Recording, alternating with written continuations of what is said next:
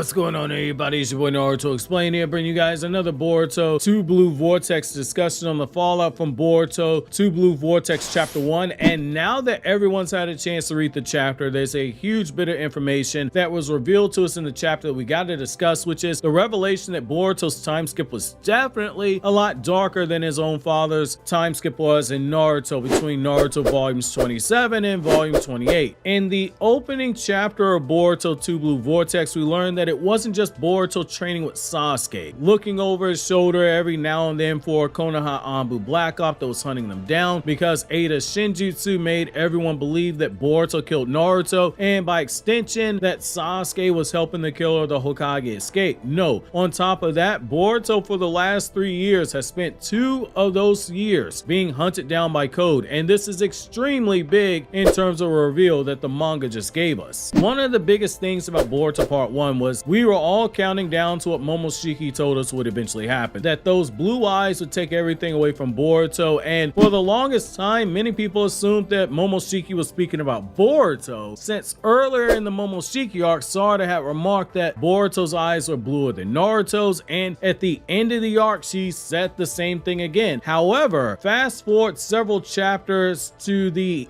end of the final arc of Boruto Part 1, and we learned that it was actually Ada's blue eyes. Her Senrigan is what took everything away from Boruto, because the Senrigan would cast the omnipotent Shinjutsu that would switch the lives of Boruto and Kawaki in everyone's mind. Boruto was now the ungrateful outcast who killed the Hokage and killed his wife, and Kawaki was now the favorite son of Konoha. In the arc that so many fans have dubbed the Boruto Prophecy arc, even the Boruto Wiki is calling it the Prophecy arc, we saw Boruto fulfill that prophecy, and we learned that when Kawaki told us in chapter 1 this was his story and not the story of his father, the boy who wanted to become the Hokage, he actually wasn't lying. Naruto's story started with nothing and he gained everything, whereas Boruto started his story with everything and he lost everything. Momoshiki appeared shocked in Boruto chapter 80 that Boruto's mental toughness was as strong as it was to not break after everything that happened, and it was this very toughness that would be put on the test during Boruto's time skip, because sometime after that Code made good on this threat at the end of Boruto chapter 80 to hunt down Boruto. 2 years of running from someone like Code is not an easy thing to do. Those claw marks can be placed anywhere, as we saw in the Code Assault arc. He can place them on objects and surrounding buildings to peek through them, and he can travel between the claw marks, and he can even place the claw marks on unsuspecting people, which allows him to come out of those claw marks, as we saw in this new chapter, and he can pull 10-tail soldiers out of them, and those 10-tail soldiers can pull out more 10-tail soldiers. Imagine for a second, put yourself inside of Boruto's shoes, being Boruto and not only being on the run from Konoha, but trying to keep a low profile and not draw any attention to yourself, because Konoha is likely sending out word to the other Kages about what happened to Naruto, that Boruto killed him, that Sasuke helped him escape, and Boruto not only has to watch out for Konoha's Anbu Black Ops, but now shinobi from other villages, both the 5 major nations as well as all the smaller nations that joined the Shinobi Union under Kakashi's tenure as Hokage. Imagine trying to stay under the radar on the continent, but you're constantly having Code and his entire army of 10-tail soldiers popping up to attack you. You'd have to fight the battle and somehow get out of the area before other shinobi can come to investigate, both to keep from being captured as well as place those shinobi in danger by being in the middle of a confrontation with someone like Code, who would not hesitate to kill them, or even worse, use them as leverage against you. Boruto might be branded as a criminal, but he still was raised as the son of the Hokage. He was still raised with a high moral fiber, and Boruto would not want anyone to suffer for something that he would actually take to heart as being his fault. That's not the Boruto we saw in Boruto Part 1. This means on top of wrapping up fights quickly, Boruto has to try to quickly get away to safety and start all over again every hour of every day, never sure where Code might pop up again, unsure if the smiling face that he sees in a random village is actually another shinobi in disguise looking to cash in on the bounty on, never knowing if he'd accidentally run into one of his friends like Shikadai, who was hunting him down because they believe he killed the Hokage, and the prospects of having to fight his friends. Even worse, having to monitor his his chakra levels all the same, because once his chakra drops below a certain percentage on his health bar, Momoshiki will take over control, and at that point, anyone, friend or foe, is in danger of being killed, and you won't be able to do anything to stop it. That is a lot of mental wear and tear for someone like Boruto. It explains to us why Boruto's demeanor is so different than it was in part 1. He's lost his smile for a really good reason. He can't sleep in the house that he grew up in. The friends he grew up with, they're now hunting him down. His parents are sealed away into a dimension he can't get access to on his own. His adopted brother is trying to kill him. The village he wanted to protect from the shadows all wants him dead. And he's got Code hunting him down for 2 years straight. However, the bright side in all this that we're seeing right now is that Boruto's situation is going to do two things. One, it's going to allow for a bigger payoff when Boruto is embraced by the village again and proven to be innocent. Two, it will also explain why Boruto has suddenly leveled up to a degree that he's able to not only step on Code's face without him actually realizing it, but then when Code tried to attack him moments later, Boruto easily dodged the attack, despite Code being stronger than someone like Jigen, who destroyed Naruto and Sasuke in Boruto episode 204, but also doing so in his base, not even showing a hint of his true power in the process. I've said before a lot how Boruto showcases Ikimoto's love for Dragon Ball with the art, and how the fights and some of the paneling is an attempt to try and capture elements of Dragon Ball when Ikimoto's drawing the manga, but Masashi Kishimoto, the Naruto series creator, the one who's writing Boruto's story, Kishimoto on more than one occasion has talked about Dragon Ball's influence as a mangaka, which makes a lot of sense given that before the big three of One Piece,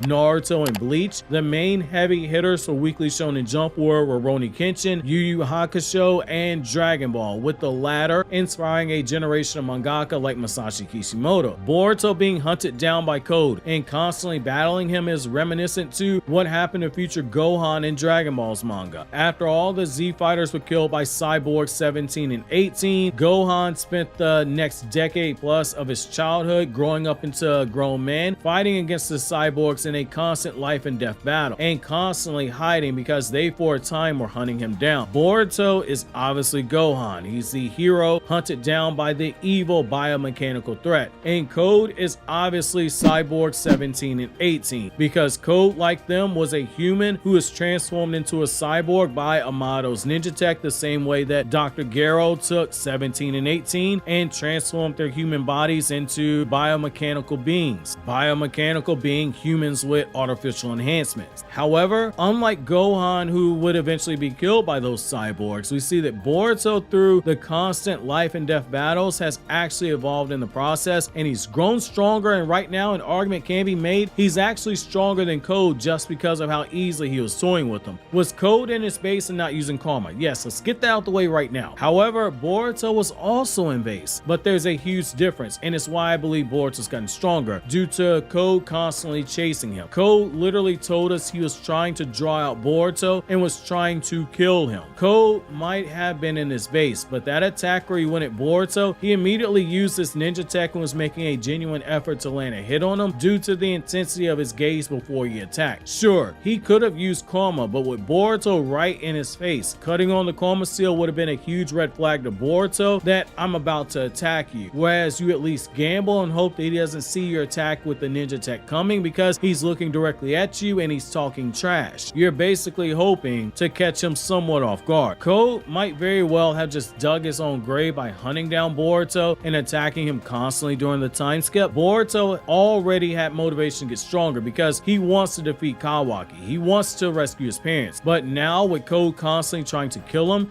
nature's taken over and Boruto's been forced to evolve in the process because he's been forced into stimulation, which is only going to force him to grow stronger to survive the threat that has been coming for him constantly. There was always a strong chance Boruto was going to surpass Code. It's something that Code himself might have at least considered the possibility of, assuming he wasn't the cliche shonen villain who arrogantly overlooks the progress of the main character. But with this one decision to constantly engage in battle with Boruto, Code has guaranteed that Boruto will surpass him because he's pushed him into a corner, and right now Boruto is cornered and dragged back to Konoha, he has nowhere else to go except for right through Code in the process, not just for his own safety's sake, as well as for the larger planet's sake, because Code wants to harvest a chakra fruit in order to become an Otsutsuki. I find this dynamic between the two of them so fascinating, and I hope that we get some flashbacks in the manga or in the anime that show us more of what happened during this time. However, in the meantime, make sure to check out these other Naruto Explained videos you see on the screen now.